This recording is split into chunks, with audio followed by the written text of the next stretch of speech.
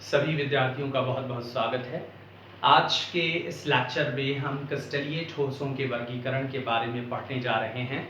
आप बड़े ही ध्यान से इस वर्गीकरण को समझने की कोशिश कीजिएगा, क्योंकि इससे रिलेटेड क्वेश्चन एग्जाम में वर्गीकरण से रिलेटेड एग्जाम में क्वेश्चन ज़रूर आता है। बहुत सारे एग्जाम में पूछा गया है। आप अच्छे से समझने की कोशिश करें।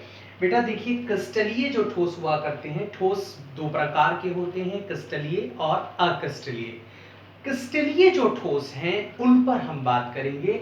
क्रिस्टलीय ठोस जिन्हें हमने ट्रू सॉलिड्स कहा था, जिन्हें हमने सत्य ठोस कहा था, उन्हें फर्दर चार कैटेगरी में डिवाइड किया गया है, चार कैटेगरी में बांटा गया है। और ये किस आधार पर बांटा गया है? उनके अंदर मौजूद कॉन्स्टिट्यूएंट पार्टिकल अवयवी कणों के आधार पर, या उनके अंदर मौजूद बल के आधार पर, बंध के आधार पर उन्हें बांटा गया है। ये चार कैटेगरीज कौन सी हो सकती हैं? आणविक ठोस हम कह सकते हैं, आयोनिक ठोस हम कह सकते हैं, धात्विक ठोस हुआ करते हैं, सहसंयोजक या जालवृत ठोस होते हैं। सबसे पहले बात करते हैं आणविक ठोस की। नाम से पता चल रहा है इनके अंदर अणु पाए जाएंगे। अणु इनको बनाने वाली मुख्य इकाई होंगे। उन्हें अवयवी कण कहा जा सकता है, इसलिए इन्हें आणविक ठोस कहा जाएगा।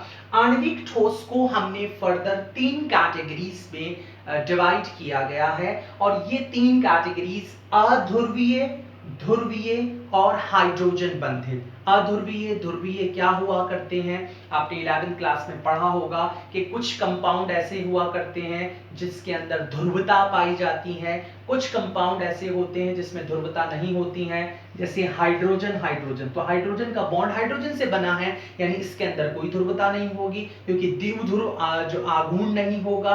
क्यों? क्योंकि विद्युत ऋणता का अंतर नहीं है। लेकिन अगर यही बॉन्ड HCl के बीच बना हो, यानी हाइड्रोजन और Cl विद्युत ऋणता में डिफरेंस है, इसलिए बॉन्ड अलग होगा, तो ध्रुवता आ जाएगी, तो उसे हम क्या कहेंगे? ध्रुवीय कहेंगे। तो अब देखें कि अध्रुवीय के अंदर कौन सा बल पाया जाएगा, क्योंकि ऑब्वियसली ठोस है तो कोई बल तो होगा, भले ही वो हाइड्रोजन है, सेम मॉलिक्यूल्स के बीच में है। एक हाइड्रोजन मॉलिक्यूल और दूसरे हाइड्रोजन मॉलिक्यूल के बीच कौन सा फोर्स हो सकता है? 11th में आपने पढ़ा है, लंदन बल हुआ करता है। और लंदन बल होना जो है किस बात की जो है पुष्टि करता है कि वो कहीं ना कहीं ध्रुवीय होगा।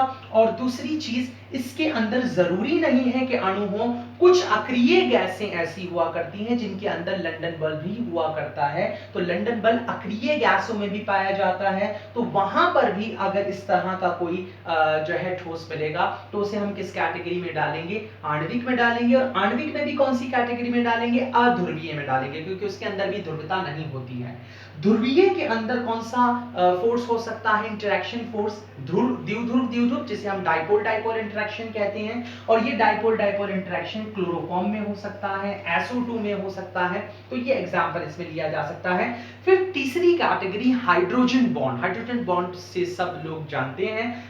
हाइड्रोजन बॉन्ड जो है, इस पर हम एक फर्दर अलग से वीडियो और बना देंगे ताकि आप आसानी से उसे समझ लें। हाइड्रोजन बॉन्ड का पाया जाना वो कौन सा जो है आणविक ठोस बनाएगा? हाइड्रोजन बंधित आणविक ठोस बनाएगा। इसके अंदर भी अणु हुआ करते हैं, और इसका एग्जांपल आइस यानी बर्फ यानी अमोनिया हो सकता है, या बर्फ हो सकता है।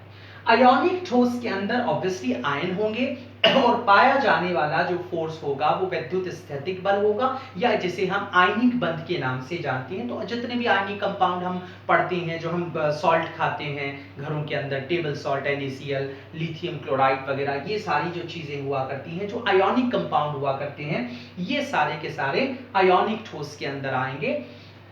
तीसरा हम बात करते हैं धात्विक ठोस की। धात्विक ठोस के अंदर जो कॉन्स्टिट्यूएंट पार्टिकल्स होंगे वो एक्चुअल में कैटायंस या धनायन होंगे, और ये धनायन इलेक्ट्रॉन्स के समंदर में फ्लोट करते रहते हैं। और इनके अंदर पाया जाने वाला जो इंटरेक्शन फोर्स होगा, या जो इनके अंदर जो बॉन्ड मिलेगा, वो धात्विक बंध कहलाता है। और सारी धातुएं जो हैं इस कैटेगरी में आ जाएंगी, चाहे वो कॉपर हो, चाहे वो टिन हो, चाहे वो गोल्ड हो। जितने भी आप मेटालिक सॉलिड देखेंगे वो ज्यादातर मेटल्स हुआ करती हैं। लास्ट कैटेगरी पर हम बात करते हैं सहसंयोजक या जालवरक ठोस। ये नॉर्मली जो है नेटवर्क बनाते हैं, एक जाल बनाते हैं और उस जाल की वजह से इनके अंदर मजबूती आ जाती है। आप देखें कि जो हीरा है और कोयला है दोनों में कार्बन मौजूद है, लेकिन हीरा बहुत स्ट्रांग माना जाता है, बहुत मजबूत माना जाता है, दृढ़ माना जाता है, क्योंकि उसके अंदर एक जाली का व्रत संरचना का निर्माण हो जाता है। तो हीरा, ग्रेफाइट ये इसके एग्जाम्पल हुआ करते हैं। ऑब्वियसली नाम ही सहसंयोजक है, तो इसके अंदर पाया जाने वाला जो बंध होगा वो सहसंयोजक बंध होगा। सहसंयोजक बंध जो इलेक्ट्रॉन के साझे से बनता है, और इसके जो अवयवी कण होंगे वो परमाणु होंगे। परमाणु जो हैं वो इसके अंदर मौजूद होंगे। जैसे हीरा है तो सब उसके अंदर कार्बन मौजूद होगा। तो ये जो कैटेगरीज हैं, इन पर इनके एग्जाम्पल से रिलेटेड क्वेश्चन एग्जाम में आता है। आई होप आपको ये वीडियोस पसंद आया होगा। Thank you for watching the video.